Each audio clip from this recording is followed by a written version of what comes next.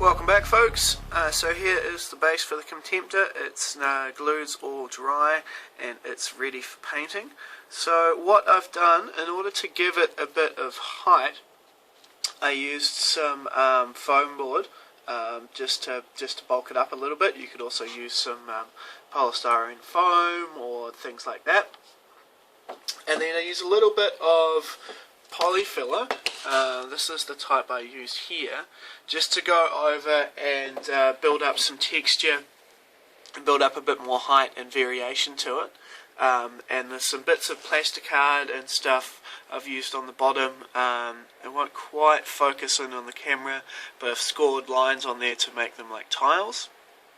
And then once that polyfiller has dried, then go through and add some extra bits and pieces.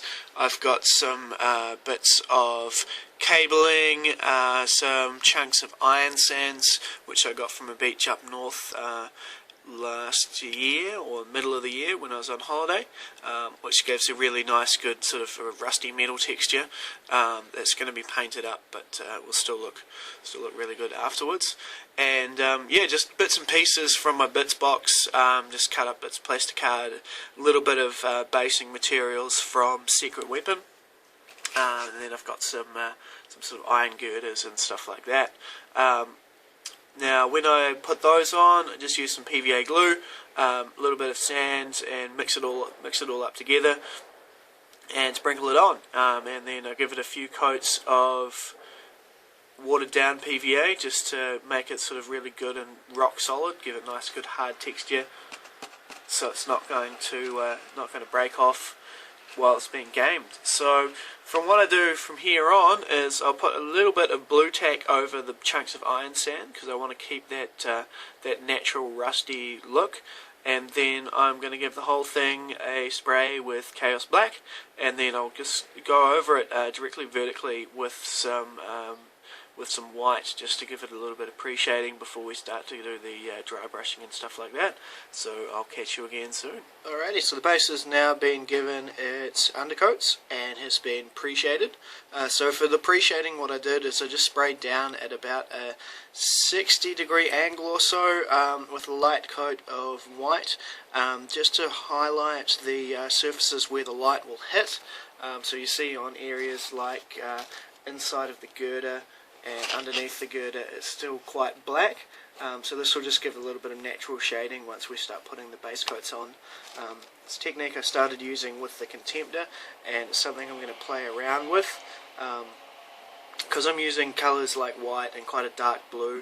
I'm not sure how much of it was going to show through on the final models, but it does seem to make a little bit of a difference, which is cool, and it's quite an easy thing for me to do, so it's worth the extra sort of 30 seconds or a minute or so to do. I'm leaving the blue tack on here while I do all the dry brushing phase, just to protect that rust iron sands. So I'll see you once I start dry brushing. Alright, so for the first layer of dry brushing, we use three different colours: Astronomical Grey, Scorched Brown, and Khemri Brown. Now those are probably the old paint names, because most of my paints are from the old range rather than the new one. So what you want to try and do is just have a sort of random pattern, but think a little bit about what materials would be what colour. So I'm going for sort of a ruined city or industrial area look. So there's a bit of concrete dust, a bit of lighter browns, and then some darker browns from when the earth underneath the concrete and tiling and stuff has been exposed. Now you want to be careful when you're using scorched brown that you don't dry brush too thinly, and you don't let it mix with a lighter colour, because then it comes out kind of a weird pink brown rather than a darker brown, which is what we're wanting.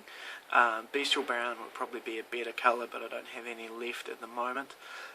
So from here, I'm just going to let this fully dry.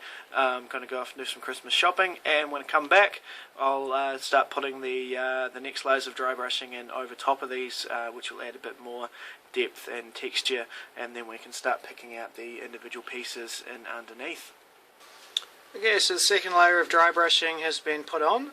Over the scorched brown, I've dry brushed Bestial Brown. I managed to find an old pot I had sitting around, and then a little bit of snakebite leather and bleached bone. and then over the lighter areas of the Khemri brown I just did some snakebite leather and bleached bone. And finally, over the areas which I'd left grey, I just gave them a quick dry brush with the white mix that I use for my World Eater's armour. So from here on out, what we start doing is picking out the detail, all the little bits of metal, piping and stuff like that, shell casings and things. So pick out the detail on all of those, and then after that we'll give the whole thing a wash. Alrighty, so I've picked out the various detail on the model now. I've gone for a fairly cliched white and black mosaic on the tiles and underneath all the rubble. And then I've picked out the pipe work, the little scattered pieces of metal, the cables, and then the spent shell casings, which are from Secret Weapon. They're pewter ones. They were fairly expensive when I got them, something I've had sitting around in my bits box for ages, and I'm starting to use them on both my Dreadnought bases. I think in the future, if I'm wanting to do that look, I'm just going to use some plastic rod and then just score the lines to give it that shell case look, and save myself an awful lot of money. Like most of those pre-prepared things, they're cool to have, but you've got to think about how much money you're spending on them. So I've still got the blue tack in place over the iron sands because I'm wanting to protect the original finish on that. So from here I slap down the same wash as I use on my armour, so that's Nun Oil and Ajax Earthshade. So everything will get a wash of that.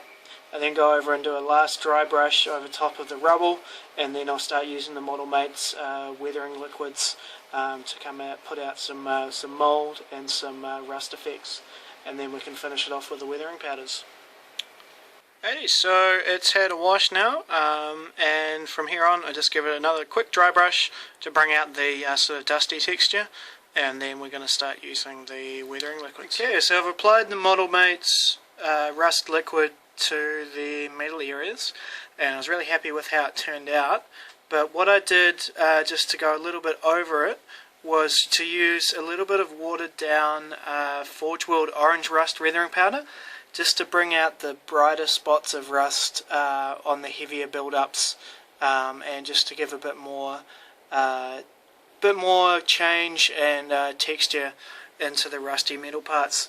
It's the first time I've used the Model Mates liquids on sort of a scenery piece as opposed to some weathering, and I'm really happy with how they've turned out, especially if you look into the I-beam here. It gives a really nice realistic look. Alright, so we've now put the weathering powders on. There's soot black in the crater, there's a few dustings of light earth and ash grey around, and I also just put a few little splodges of the Model Mates moss green just on the tiles and around the pipes. So from here on out the base is pretty much done. I just need to paint the rim black again and attach the Contemptor. Right, and here he is, the Contemptor on its finished base. I will go back through and touch up a couple of areas on the base. One of the things which I made a wee mistake on was in building up the base, I didn't quite allow the right amount of space for the feet to sit. So currently there's a bit of a void space in underneath the foot, and I'm just going to bulk that up on that side with some additional some sand and parts and stuff, just to fill up that empty space so it looks like the model's actually sort of embedded down into the rubble as opposed to kind of floating over top of it. But I am really happy with how the base turned out.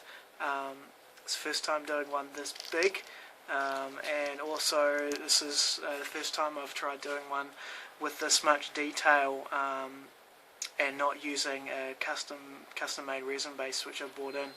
So I'm happy with how everything's turned out.